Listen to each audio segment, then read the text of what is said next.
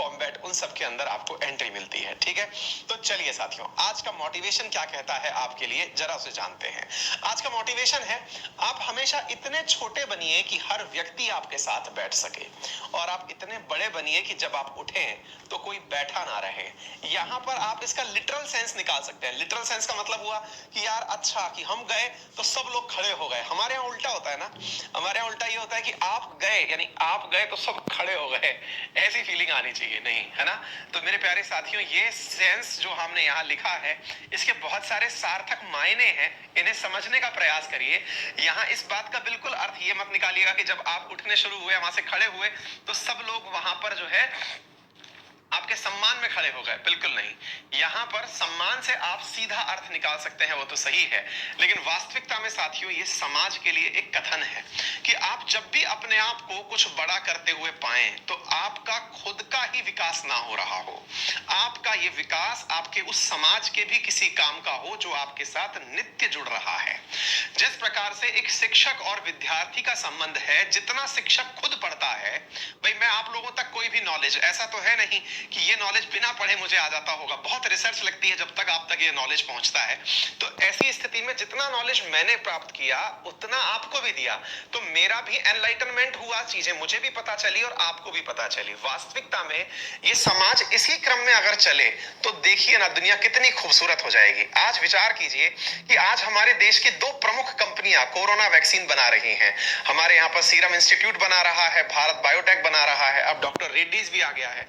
लेकिन भारत तो पूरी तरह से फार्मास्यूटिकल कंपनियों का घर कहा जाता है, यानी ये माना जाता है कि दुनिया की लेबोरेटरी है ये, या दुनिया की मेडिसिन हेड सिटी है ये, है ना।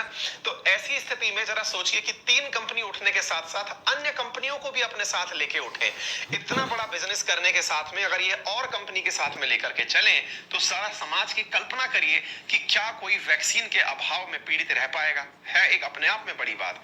इसी प्रकार से जब आप बैठे तो आपके बराबर आकर कोई बैठ सके, अर्थात इसका मतलब ये हुआ कि अगर आपने कोई भी चीज ऐसी रख दी, और आज के सेशन में ये आएगा साथियों, आज के सेशन में हम चर्चा करेंगे, कुछ दवाएं इस प्रकार से विकसित की गई हैं जो कि केवल अमीरों तक ही उपलब्ध हो पाएंगी, शायद गरीब तो उनके बारे में सोच भी नहीं पाएगा। आज हम सेशन में उसके बारे में चर्चा भी करने वाले हैं। यानी इसका सेंस भी निकालिए कि आप कहीं पर बैठे हुए हैं, बैठे हुए हैं से मतलब है कि आप कह तो रहे हैं कि समानता का भाव है और भी आइए मेरे पास बैठिए, लेकिन साहब आपने स्तर ही इतना ऊपर कर दिया है, कोई कैसे आपकी बराबरी कर पाएगा, है ना।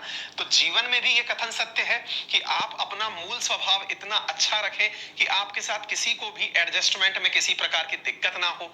आपके साथ अगर कोई मित्र ऐसा है आपका जो इस समय रोजगार के अवसर प्राप्त नहीं कर सका है, वो भी उतना ही कंफर्टेबल हो जितना कहीं किसी जगह का जिला अधिकारी बना हुआ मित्र है, वो भी आपके साथ उतना ही कंफर्टेबल हो। ये जब दो परिस्थितियां आपके विचार के अंदर, व्यक्तित्व के अंदर आती हैं, तो मानिएगा कि आप सही मायने में सफल हो गए हैं।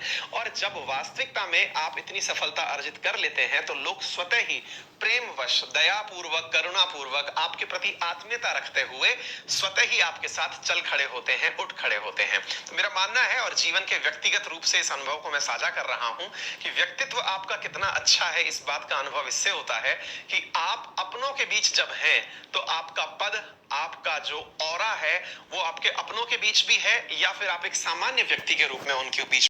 अगर आप एकदम सामान्य व्यक्ति के रूप में आप उपस्थित हैं तो दैट मींस आप उस समाज के लिए जरूर कुछ करेंगे।